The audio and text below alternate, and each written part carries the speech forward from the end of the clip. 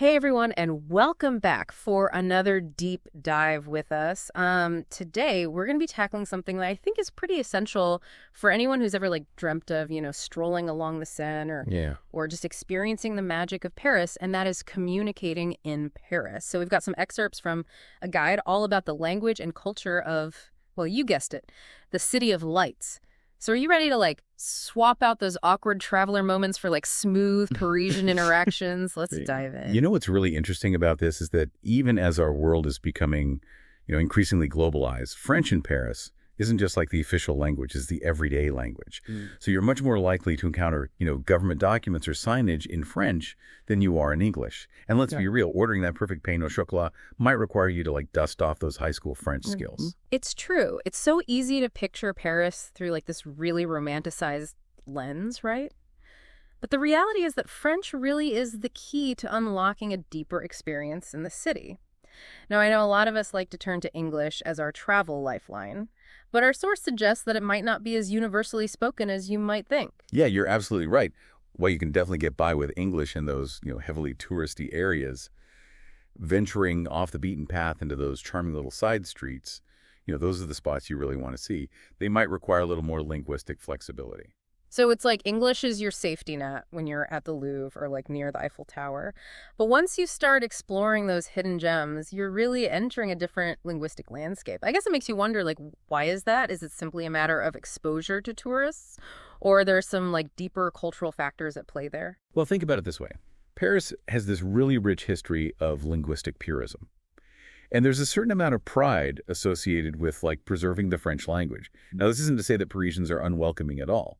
But there's this sense that embracing the French language is part of embracing the Parisian experience as a whole. That's a fascinating dynamic. So while English may be widely spoken in those tourist zones, our source really emphasizes that even a little effort to speak French goes a long way. It can really earn you some smiles and help you create more authentic interactions. Absolutely. And let's not forget that Paris is a huge melting pot of cultures, which means that you're bound to encounter a whole tapestry of languages beyond French and English. Think about bustling markets filled with the sounds of Arabic, or Chinese neighborhoods where Mandarin is the dominant language. It makes you realize that Paris isn't just a city, it's like a microcosm of the world. Yeah. And while English can be this really helpful bridge, the true magic really happens when you venture beyond those linguistic comfort zones, right? It all boils down to respect and cultural sensitivity. Just imagine you're a Parisian shopkeeper, and you encounter tourists who make an effort to greet you with bonjour, or express their gratitude with a heartfelt merci. It shows that they value your culture and they're willing to engage with you on your terms. It's a small gesture, but it can create a world of difference in how you're perceived. So while we might picture Paris as this sea of berets and, effortlessly chic French speakers, the reality is a bit more nuanced, isn't it? It's really about navigating this fascinating mix of languages and cultural expectations. Exactly, and that leads us to a key question. As visitors, how can we prepare ourselves to communicate effectively and respectfully in this unique environment? All right, so we've established that French is key, but I think we can all agree that becoming fluent before our trip might be a tad ambitious. What are some more practical steps we can take to bridge that communication gap? Well, our source dives into some really useful tactics. Remember those basic French phrases we all learned back in school? Turns out they're a lot more valuable than we might think. You mean those rusty bonjour and merci greetings? I've always wondered if those actually make a difference. Or if I just sound like, a tourist trying too hard. Oh, they make a huge difference. I mean, think about it. Bonjour isn't just a greeting. It's like an acknowledgement of the person you're interacting with. It sets this respectful tone, and it shows that you're making an effort to engage with their culture. So it's less about linguistic perfection and more about showing that you're willing to step outside of your comfort zone. Exactly. And it doesn't stop there. Phrases like excusez-moi for excuse me, or parlez-vous anglais for do you speak English can be so helpful, especially when you're navigating everyday situations. That's so true. I've definitely had those moments where I needed to ask for directions or clarify something on a menu. And just those few phrases would have saved me so much awkward gesturing. Our source also mentions s'il vous plaît and merci, the magic words for please and thank you. In a city that's known for its sophisticated etiquette, a little politeness can go a long way. Okay, so basic phrases are a good starting point. But what about those times when we're faced with like a menu full of dishes we can't even pronounce, or we need to have a slightly more complex conversation? Well, that's where technology can really be a traveler's best friend. We're talking about translation apps. Tools like Google Translate or DeepL, which can translate text, speech, and even images in real time. I've used translation apps before, but I'll admit I'm always a little skeptical about their accuracy. Have you found them to be reliable in your experience? Technology has come such a long way. These apps are becoming increasingly sophisticated. Of course, they're not perfect. You might encounter the occasional, humorous mistranslation. But for the most part, they can be incredibly helpful in bridging those communication gaps. And I'm guessing having a translation app with offline functionality is essential, especially when you're exploring areas where Wi-Fi would be unreliable. Absolutely. Imagine trying to decipher a bus schedule or order from a menu in a charming little bistro without any internet access.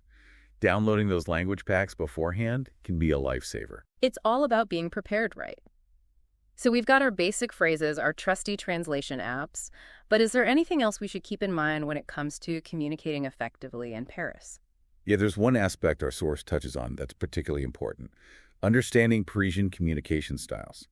It's not just about the words you use, it's about the way you use them. So there's a cultural element to it as well. I'm all ears because I know that misinterpreting those cultural cues can sometimes lead to those awkward travel moments we're trying to avoid. Right.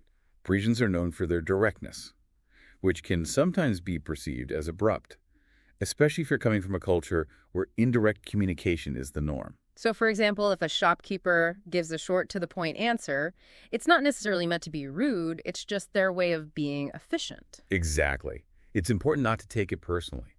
Remember, politesse, or politeness, is highly valued in French culture.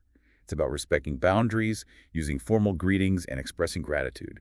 Even if someone comes across as a bit brusque, they're likely still adhering to those underlying codes of politeness. So it's about finding that balance between being direct and being respectful, understanding that those two things aren't mutually exclusive in the Parisian context. That's a great way to put it.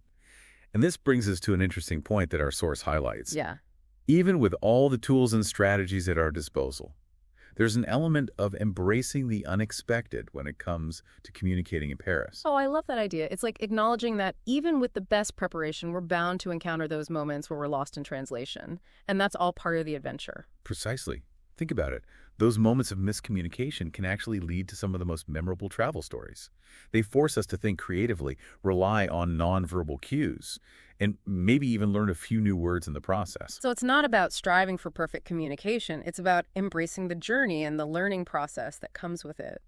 And who knows, maybe those moments of linguistic fumbling will lead to some unexpected connections and laughter along the way. Exactly. It's about seeing those moments not as failures, but as opportunities for cultural exchange and personal growth.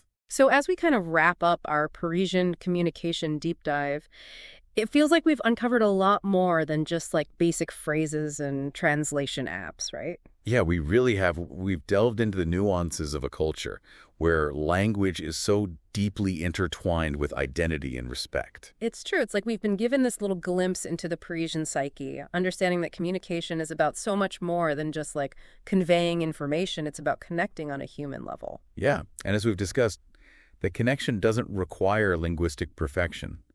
In fact, it's often those imperfect moments, those stumbles and fumbles, that create the most memorable and meaningful interactions. It's such a refreshing perspective, isn't it? It takes the pressure off having to be like a fluent French speaker. And it just allows us to embrace the journey of learning and connecting with another culture. It does. And remember, even a simple bonjour could open so many doors and create a much more welcoming atmosphere.